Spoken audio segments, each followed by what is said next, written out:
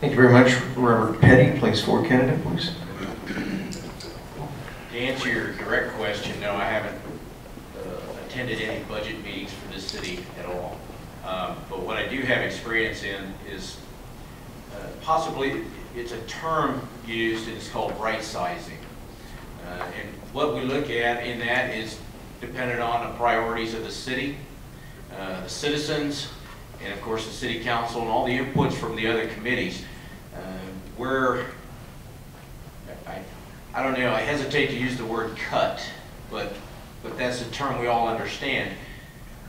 There has got to be something that we can reduce to reduce the taxes and not call them the fire protection or the police protection or other services for the citizens. In other communities I've lived in, that's exactly the term that was used, and it was put out in public, and the citizens actually agreed to a tax increase because they didn't want their services cut. I'm thinking that is kind of backdooring that one. I don't agree with that. If we have to look at the budget with a jaundiced eye, with other experts, I'm willing to do that. Thank you. Thank you, Mr. Petty. Mr. Gene Allen, place 4 candidate.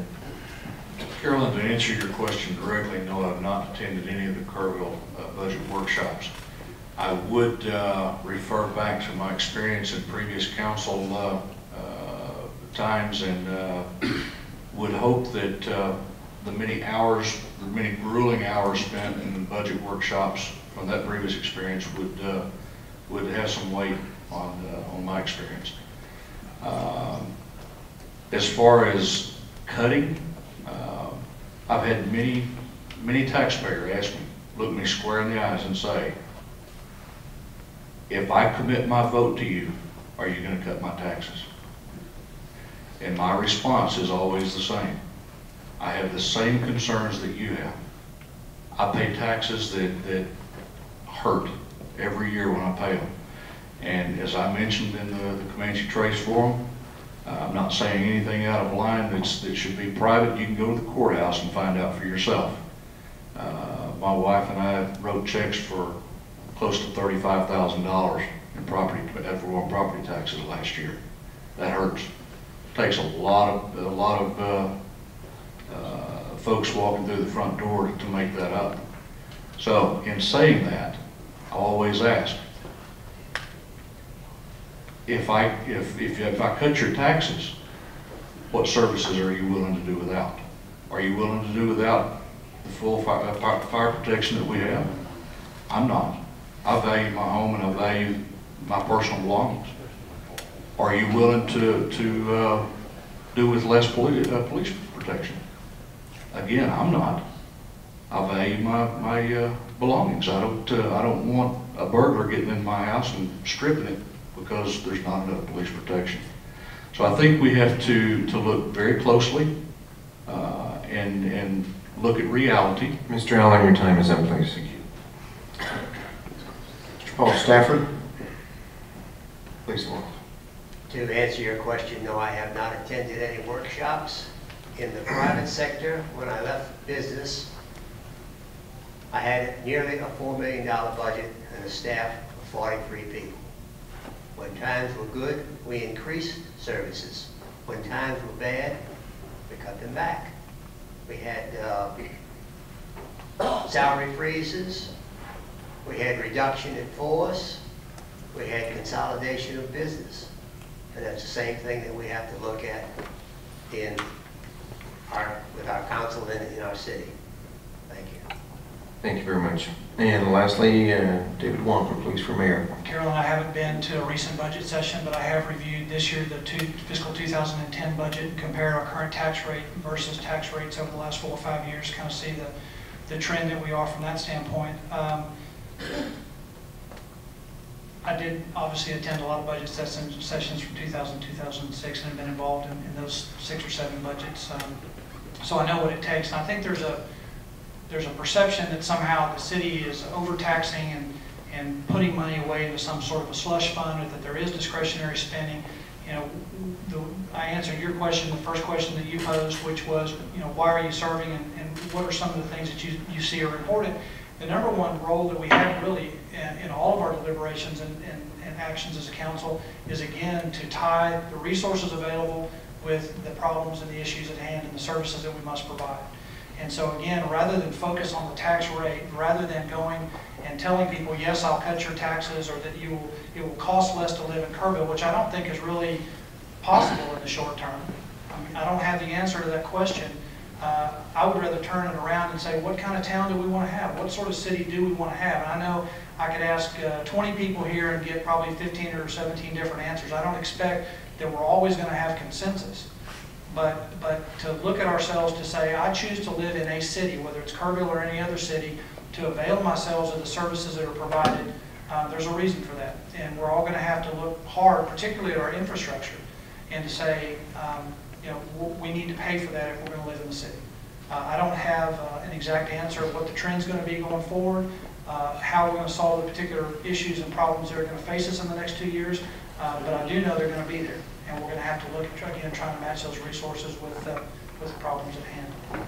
Thank you very much. Scott Gross has asked for a 1-minute rebuttal. Place 3, please. Not really a numbers guy, but here are a couple of numbers that you need to know. One is that if you want your taxes to be cut 10%, the city would have to cut their taxes 40%. The reason for that is we're only 25% of your local tax bill.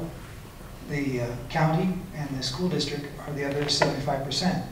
So it would take a lot of cutting for you to really notice much of a change on your tax bill.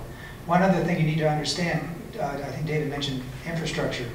By law, by state law, we can only charge developers half of what it costs to put in new infrastructure.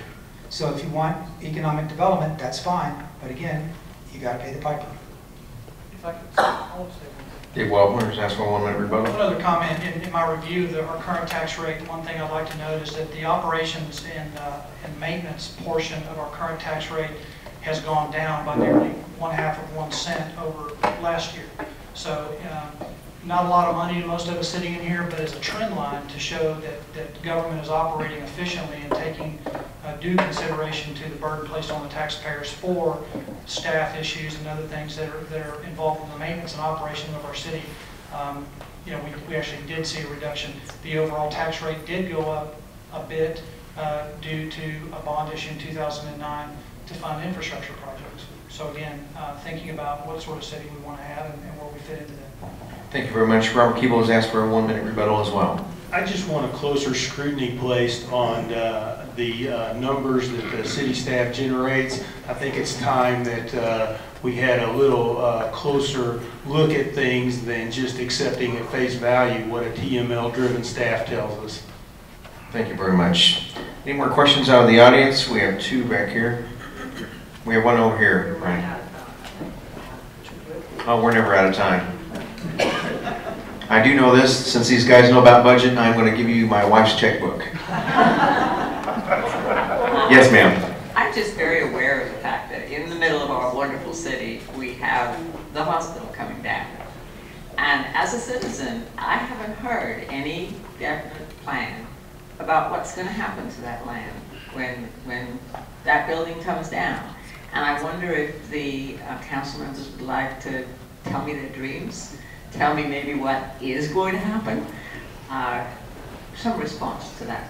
Thank you very much. We're going to start with David Wampler. The short answer is I don't know. So what's going to happen there? There will be obviously something in our city center. And I think, again, talking about the conversation, the kind of city we want to have or what the citizens want is part and parcel of redesigning downtown. Obviously, the hospital was the centerpiece and was the tenant, the anchor tenant, so to speak, of our downtown, and that's going to change. I don't have a particular goal in mind. I think that land should be and will be developed in some form or fashion. I think currently the projection is it's going to be a park or open space for the time being, and I kind of think, I don't know for sure, but I kind of think that that's probably a placeholder until a better idea for the highest and best use for that property is developed by the private sector. Government's going to have a role in overseeing that, and we've got zoning issues and development issues and so forth. So the folks on city council and city staff are going to have a hand in however that develops. But in the, in the short term, I don't know how that's going to play out.